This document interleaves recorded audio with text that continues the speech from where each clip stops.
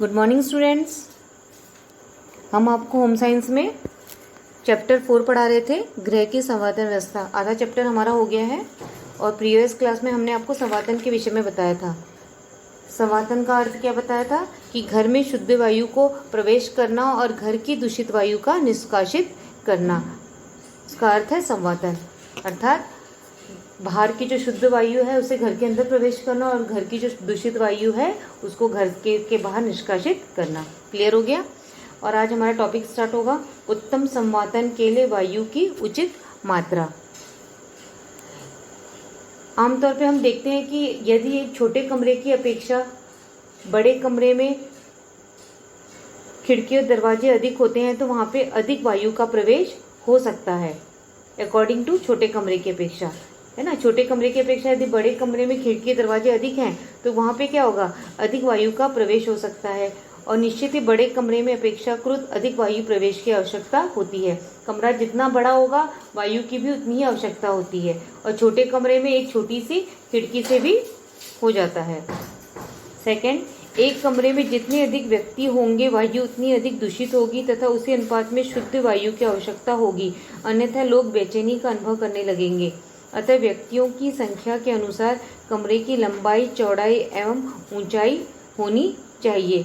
यदि एक कमरे के अंदर 6 से 7 व्यक्ति हैं तो क्या होगा, वहाँ की वायु भी अधिक मात्रा में दूषित होगी। तो ऐसे जगह में जहाँ पे व्यक्तियों की संख्या अधिक होती है वहाँ पे कमरे भी बड़े होने चाहिए और वो भी कमरों की जो लंबाई चौड़ाई है उनके अकॉर्डिंग ही बनानी चाहिए। थर्ड है, कमरे की वायु जितनी स्थिर होगी वह अधिक गर्म होगी, अतः उसकी ऊष्मा को कम करने के लिए कमरे की वायु को गतिशील बनाना आवश्यक है। गतिशील अर्थात अगर बंद कमरा होगा तो अंदर की जो दूषित वायु हो बाहर उसका निष्कासन ही नहीं हो पाएगा और जो शुद्ध वायु होगी वो भी अंदर प्रवेश नहीं कर पाएगी। तो ऐसे स्थानों में उस वायु को गतिशील बनाने के लिए हमें पंखों की आवश्यकता होती है। तो ऐसे स्थानों में पंखों की व्यवस्था होनी चाहिए। पंखों के माध्यम से जो घर की दूषित वायु है वो बाहर होगी और बाहर की शुद्ध वायु घर के अंदर प्रवेश कर पाएगी। कमरे में यदि संवातन व्यवस्था उचित है तो आर पार संवातन व्यवस्था है तो वायु कम दूषित होगी तथा दूषित वायु का निष्कासन भी होता रहेगा। यदि कमरे में संवातन व्यवस्था मतलब कमरे में हवा आने और जाने की व्यवस्था उचित होगी तो वहाँ पे दूषित वायु भी कम ही होगी। फिफ्थ है, कमरे में जितना अधिक सामान व फर्नीचर होगा उतनी ही कम मात्रा में शुद्ध वायु कमरे में होगी। अतः कमरे के अनुपात में उसमें सामान रखने की व्यवस्था की जानी चाहिए, अन्यथा उसमें आराम व शांति प्राप्त नहीं हो सकेगी। अर्थात कि एक कमरे में जरूरत से ज़्यादा सामान नहीं रखना चाहिए। अगर जरूरत से ज़्यादा सामान रखेंगे तो वहाँ पे कम मात्रा में शुद्ध वायु होगी और जिससे बेचैनी महसूस होगी। तो कमरे के अकॉर्डिंग कमरे में कम से कम सामान की व्यवस्था रखने की व्यवस्था करनी चाहिए। क्लियर। नंबर 6, कमरे में सीलन व नमी के कारण उसमें बाहर की शुष्क वायु की अधिक आवश्यकता होती है। अतः कमरे में संवातन की उचित व्यवस्था न होने से व्यक्ति का रहना कष्टदायी होगा और अस्वास्थ्यकर भी। आमतौर में आपने देखा है कि जहाँ सीलन और नमी होती है वहाँ की वायु कैसे हो जाती है, शुष्क हो जाती है। तो अतः ऐसे स्थानों में हमें हवा के आने जाने की उचित व्यवस्था होनी चाहिए।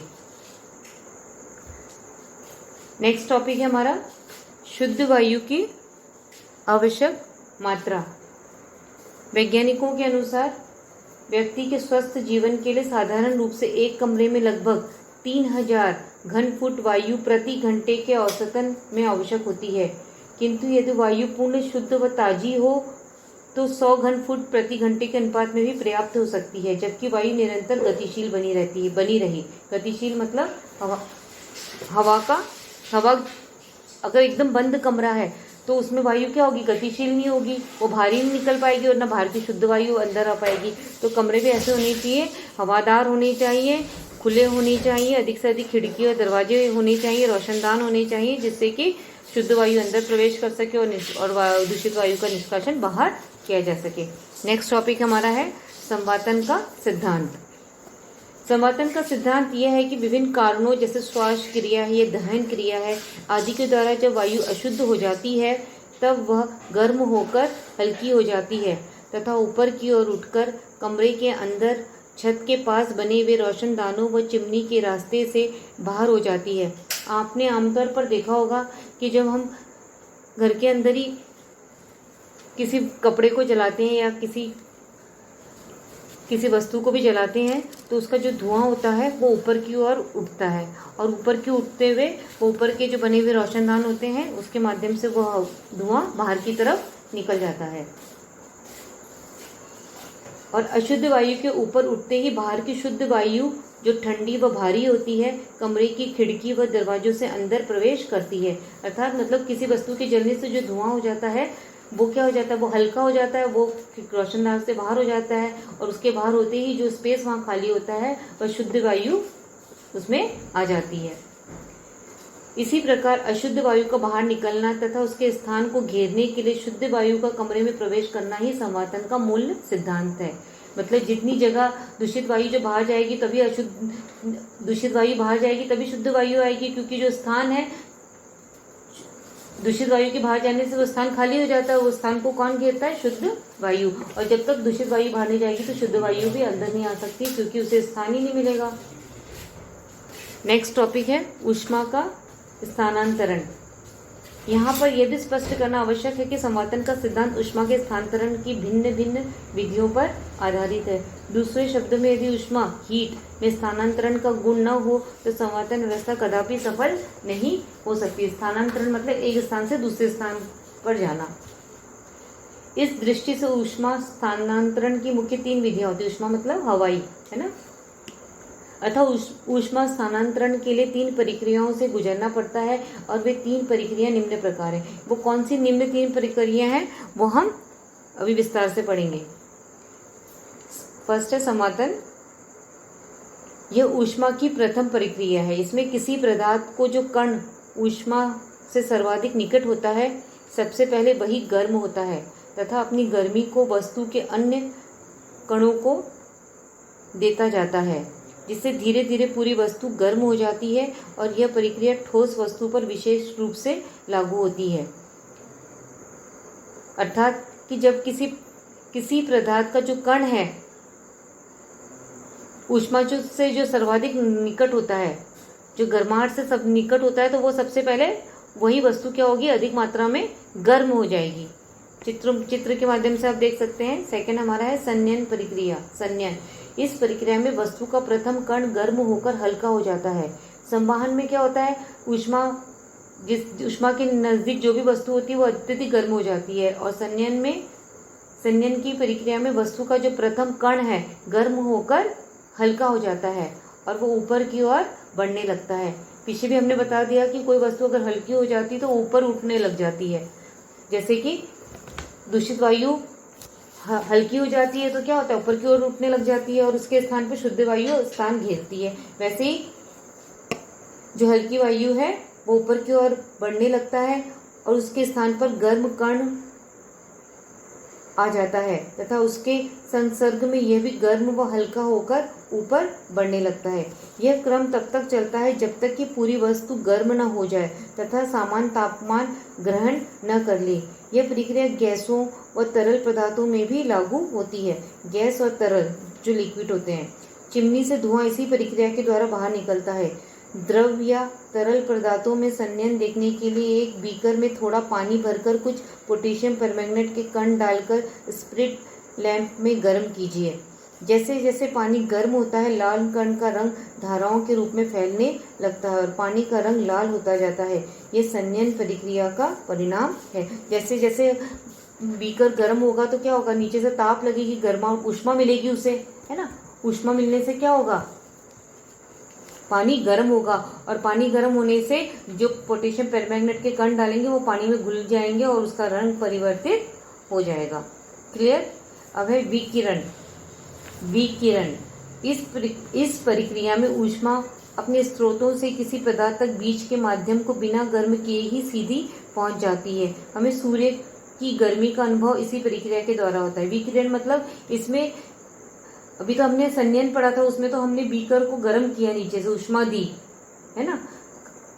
ऊष्मा दी तो पानी गर्म हुआ, उससे परमैंगनेट के कण जो उसमें घुलनशील हो गए थे। लेकिन कुछ ऐसी ऊष्मा होती है जो बिना गर्म करे ही सीधी पहुंचती है, जैसे सूर्य की किरणें। सूर्य की किरणें क्या होता है, अगर हम बाहर निकलते हैं, जब सूर्य निकलता है तो क्या होता है, सूर्य की किरणों से ही हमारे शरीर में गर्मी होती है। और इसमें हमने क्या किया, हमने ऊष्मा, हमें तो कहीं से ऊष्मा नहीं मिली, हमें कहाँ से गर्माहट मिली, सूर्य की किरणों के द्वारा। क्योंकि सूर्य की किरणें गर्मी बिना वायुमंडल को गर्म किए हुए पृथ्वी को गर्म करती है, तथा पृथ्वी के गर्म होने से संयंत्र प्रक्रिया वायुमंडल को भी गर्म करती है। अब नेक्स्ट हमारा है संवातन के साधन। संवातन के कौन कौन से साधन होते हैं? संवातन के साधनों को मुख्य रूप से दो भागों में विभाजित किया गया। एक है प्राकृतिक साधन और दूसरा क्या है, कृत्रिम साधन। प्राकृतिक जो प्रकृति के द्वारा तैयार किया गया है। पहला है चूषण या वायु क्रिया। वायु का यह भौतिक गुण है कि वह अधिक दबाव वाले स्थान से कम दबाव वाले स्थान की ओर तीव्र गति से संवाहित होती है। यदि कमरे के अंदर की वायु का दबाव कमरे की बाहर वाली वायु के दबाव से कम होगा, तभी बाहर की वायु अंदर आएगी। यदि कमरे की वायु का दबाव बाहर की अपेक्षा अधिक होगा तो वायु अंदर से बाहर की ओर जाने लगेगी। इस क्रिया के चूषण या वायु क्रिया कहते हैं। अर्थात यदि कमरे के अंदर की वायु का दबाव कमरे की बाहर वाली वायु के दबाव से कम होगा, तभी बाहर की वायु अंदर आएगी। यह अंदर वाली कमरा जो होता है उसका दबाव कम होगा, तभी तो बाहर वाले कमरे की वायु अंदर आ पाएगी। यदि इसके विपरीत यदि कमरे की वायु का दबाव बाहर की अपेक्षा अधिक होगा तो क्या होगा, तो वायु अंदर से बाहर की ओर जाने लगेगी। सेकेंड है वाहन धाराएं। जब कमरे की वायु गर्म होकर हल्की हो जाती है तो ऊपर की ओर उठती है, यह भी हमने आपको बताया था। इसके द्वारा रिक्त हुए स्थान को घेरने के लिए क्या होती है, शुद्ध वायु तथा ताजी हवा अंदर आती है, जिससे कि कमरे का तापमान शीतल हो जाता है। यही वाहन धाराएं कहलाती हैं।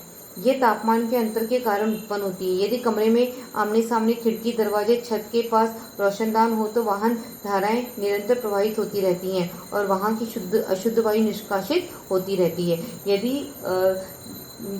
झरोखे, रोशनदान के सामने यदि दरवाजा है तो क्या होगा, वायु गतिशील होगी, यहाँ से वहां निकलेगी। तो ऐसे कमरों में क्या होता है, एक से शुद्ध वायु अंदर आती है और दूसरे से अशुद्ध वायु बाहर निकलती जाती है।